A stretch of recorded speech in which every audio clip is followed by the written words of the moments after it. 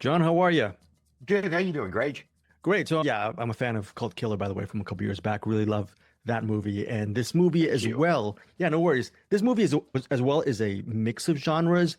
And I feel just from those two movies, can't wait to dive into your other work, that when it comes to movies, you take a creatively big swing on your projects. Is that me overlooking that and completely being general? What do you think? Do you like to take big swings in your work? I like to take big swings. I appreciate you actually saying that because, yeah, I like to take big swings. I like to take on big projects. I like to take on dark projects. I like to take on deep subjects. I like to take on things that you take on more than I should be able to take on. But those are the kind of stories that intrigue me. So, absolutely, you're right. Why do that when you're also a prolific producer? You're making your daily job. I'm sure you must have people you love too and close friends. There's only 24 hours in a day. Why do you take those big swings when you also have that full-time producing job as well?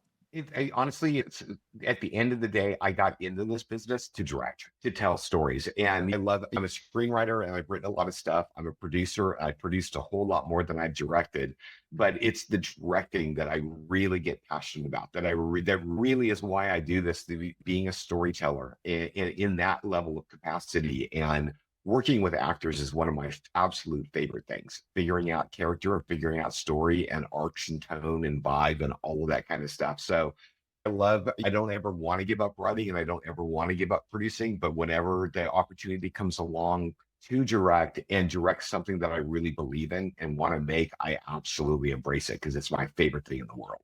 Katie's character in Speed Demon is not a cut and dry character. It's a very layered character. So as a filmmaker, what was that collaboration like with Katie in regards to shaping her character or collaborating with her? Are you hands off? Are you hands on? Where do you land regarding that collaboration for this particular project? Yeah, in this particular project, I've always been from my very first movie 25 years ago as a director. I want to be there for the actors as much as those actors want me to be there for them. There are actors that there are actors that really love the subtext and the backstory and diving into all of that. And I love that. I'm a storyteller. So of course I love delving into that with them. And then I've worked with other actors that are like, let me just show up and do my job. And I'm like, okay, cool. And then the direction becomes talk faster, talk slower type of thing. With Katie in particular, Katie's somewhere in the middle. Katie wants to understand subtext and she wants to understand backstory, particularly with a character like Sister Lou that's dealing with all of these different addictions, loss of faith. And I think she was trying to figure out the way into her character because that character goes 180 degrees to the course of this movie. And I kind of keyed in on this scene when she's talking with Father Novak about her addictions and about it's a moment of clarity for an addict to recognize who they are and what they are and their inability to actually stop. And she kind of says, there's times when I feel like I'm possessed. I'm I'm a recovering drug addict and I've been in recovery for a very long time. And so we used that scene as her in because I remember for myself, I remember those moments of clarity and those lies that we would tell and the things that we go through and tell ourselves as addicts, and then the awareness and the inability to get out of it. And so I share her. I spent a tremendous amount of time talking about my own story and then about Sister Lou's story and found those things. And as we kind of spent that time together and she sort of figured out how to approach that scene, it then informed everything else for her in both directions. And then it became a very easy job for both of us to understand where we were at in the story and where her arc was at. John, so on that level, do you see Speed Demon, I suppose, is more than an escapist genre film? Because when you think of Speed Demon, that's a reference to the train, it's a reference to the demon, but then when you put them together, it references, you're talking about escalating addiction. And it also talks about in the midst of your troubles, trying to show up for other people, which I thought was really cool as well. Can you speak to that little theme that you're putting into your film? Yeah, no, absolutely. And that's part of my what you're saying at the beginning is that's part of my taking on something much bigger is I'm interested in the dark self. I'm interested in the things that are inside us, the darkness that's in us, and how we kind of deal and interact with those things, being a person in recovery and kind of dealing with those things. And so that was something that became very specific for me in this story as I was reading the script and working on the script with Domenico, was every character in this movie is flawed. And every character in this movie has their own inner demons. And it's how they address that and how they overcome that and how they face those obstacles and hurdles. Those are always things that I think are prevalent in a lot of my movies. And particularly in this, and we just premiered it just premiered at a film festival, and in the Q&A afterwards, like there was a tremendous amount of the audience that basically were like, we were so engaged by these characters' stories and their flaws and their resistance to change, and then how they changed by working with each other and facing these things. They're like, we could have just sat and watched that story. You just then happened to wrap it in a whole bunch of genre trappings of demons and trains and runaway trains and all of those things. And that was, and I appreciated that, because at the end of the day, that's what I really wanted. Was I wanted to tell a really strong character study, character story that just happens to be a fun, nerdy genre film at the same time. John, we're around the same age and same generation, and I'm sure both of us grew up loving so many iconic filmmakers. And I think something that's missing today in films, and that's neither here nor there. A lot of filmmakers, they will go from project to project and they'll show their diversity, but I don't see a voice within the project. That's fine. That's totally cool. But when did you develop your voice, and was that a very big ambition as far as you're a storyteller, but you wanted to have sort of this thread throughout your work? Was that always something that you wanted on the start of your journey as far as connecting the films together? I think it became, yes, from the first movie, my first movie, American Nightmare, which was a very large ensemble piece with a lot of characters and such, that also we got to spend time with the serial killer in that movie and understanding who the serial killer was as well. So that part of it, the delving into the shadow cell, the dark aspect, that's always been something that's prevalent to me. Early in my career, I was also just taking on a lot of jobs just to be able to keep working. So there's movies in my repertoire that from early on that don't necessarily address all of that in the same way that I do now. But I think it was probably The Harrowing. What's that, 10 years now, maybe a little longer. But The Harrowing was probably the movie where I feel like I finally found my voice. With everything that I learned, I came into filmmaking late. I never went to film school, never even intended to be a filmmaker.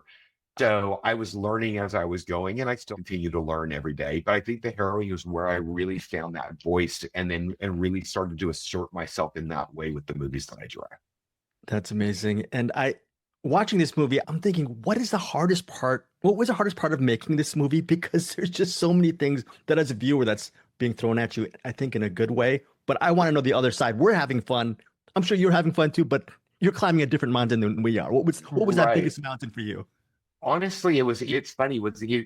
Everybody, from cast to crew, everybody on that movie was phenomenal, and everybody embraced what we were doing on a very fast schedule, and they really wrapped their heads around it. So what could have been a lot of obstacles, and a lot of, you get into tight spaces with people, and it starts to get hot on a set and all of those kind of things. People can start to get grumbly.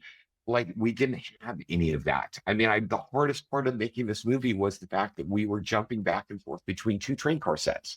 We had one train car set, which is all of the first class cars and the bar cars, and we had the coach cars, and we would have to jump back and forth. Like, we jumped to the coach car while they're redressing the first class car, then we jumped to the first class car. That was the biggest hurdle that we really had, because everybody was so on board with what we were doing and tried to make it easy.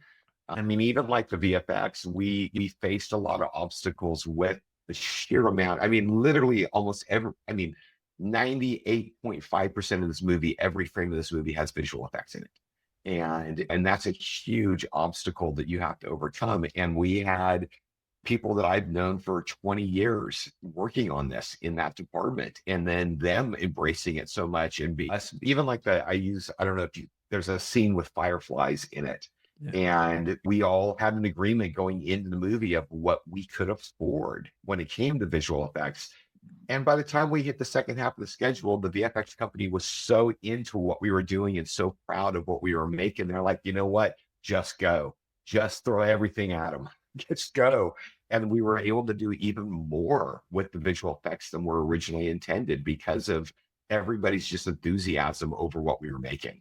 John, as a leader, as a filmmaker and a producer, I'm sure there's not 500 other Johns or clones of you that you're working with. So you're working with completely different people. What happens when there are disagreements creatively, or and you have to be the proverbial captain of the ship? What is the unlock for that? Because for me, working with just one or two people is tough because we're all different people. You're working with so much more and you have so much more on your plate. What is the key for you?